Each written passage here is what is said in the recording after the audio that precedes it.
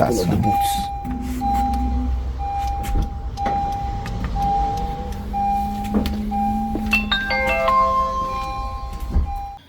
So everyone, firstly, I know I've been missing for a little while. Secondly, I know this whole studio setup that I've got going on is very new. And thirdly, I realized when I started editing the video that I didn't do an intro to it. So this is my intro. I hope you guys are all doing well. Right, let's jump into this CRV ambient lighting install and what I basically did to achieve this overall look. So this panel just basically pops off. That's one of the first ones, which is nice and easy. And I think with the center console, we have to basically lift this panel up. So let's try this out, shall we? See if we can get any trim removal tool in here. Anything working? Right, I'm gonna have to get a different tool. So I used the little picking tool in this back corner here, and then use the trim removal tool to lift it up a little bit, and now should be able to lift up this whole panel bit by bit. It's gonna be awkward to get the other side. Oh, hey, managed to get it up.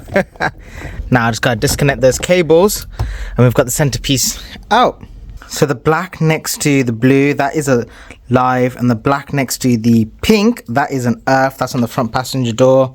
So here we've got the black as the earth and the blue is the live, so it's the opposite to each other again. And on the rear driver's side, the black is the earth again, and this time it's the purple that is the live. So basically whatever is opposite the black on the rear, the other side is basically the live. Driver's door is last. So everyone, when it comes to actually working on this car, there's a couple of points we need to get access to. First one, we need to get access to the screw behind here. So this is a little rubber grommet. I'm gonna try and focus on it, but you can just lift it up slightly. There we go. That one needs to come out. And just here we've got another plastic piece. You just need to get the little picking tools and it will pop out. Like from the top, you just pop it out and that will come out. So we've got two screws here, one screw there, and then after you've got that off, you can literally use trim removal tool, just pop it off from the bottom. The other thing you need to do is with this, you just need to pop this forward and out. See if I can do it with one hand. It's a bit awkward.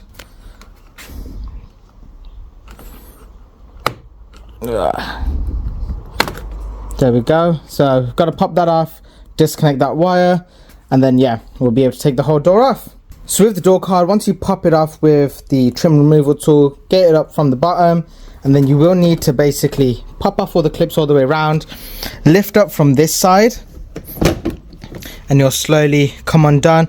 Now this door handle, it does come out. Ow, that really hurt. Damn. So this does come out, and then you'll be able to slide this out. You gotta do that at the same time as lifting up the door card and stuff like that. Super awkward to get to the wiring behind here. So I'll show you guys that once I get to it. And this is what I mean about it being super awkward. That is all the space you get to work with. So yeah, not so fun.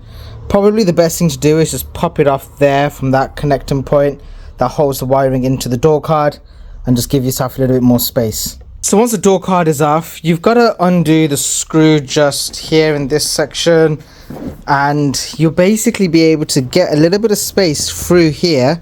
Now you've got to feed the strip through, and then we'll basically line it all up. It's a bit awkward to do, so I'm going to need to use two hands for this and just focus on it, but I'll show you what it looks like afterwards. And that is basically how the wiring looks. I've put the module there with the double-sided sticky pads, and now I can just plug in the live and earth onto that. Happy days. With the live and earth all prepped up over here, it just means we can just slot that on nice and easily. It's time to get that door card back on. So putting this strip all along the dash is a bit awkward, and you do have to basically pop off the gear selector. Now this is just held in by some clips all the way around. So you just need to use a trim removal tool, start from the bottom, pop it up, bring it up towards the top, and it will pop out. I'm just basically creating a little bit of space for the strip to go in, and then we'll be able to pop everything back together.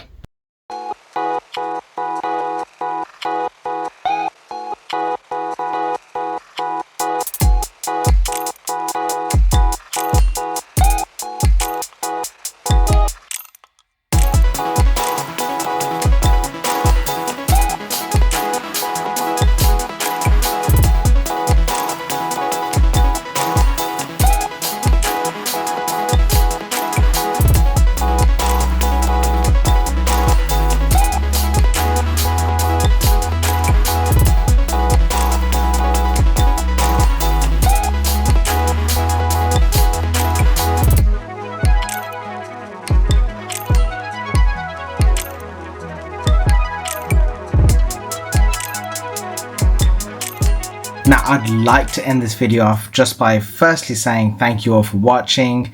I hope it was some good information for everyone.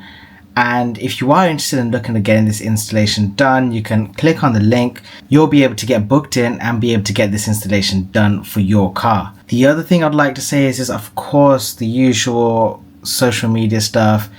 Be sure to like, subscribe, and leave your thoughts, everything, guys. And yes, I am extremely tired. I'm currently editing this video at 3:50 in the morning, so 10 to 4 in the morning. And yeah, pretty tired, so my eyes might look really tired at the moment, but it just shows what kind of dedication I have to be able to keep this content coming out for you guys. So really hope you appreciate that. I hope this helps someone in some way, shape or form. And if it inspires you to get this installation done to your car, or if you have another car that you'd like to look at getting installed on, look out for some of the videos, see if that car's already been done, check out the website, or look at setting yourself up for a custom installation, and you can go from there. But yeah, everyone, I look forward to seeing you all in a future video. Please take care of yourselves, and I'll see you next time. Bye.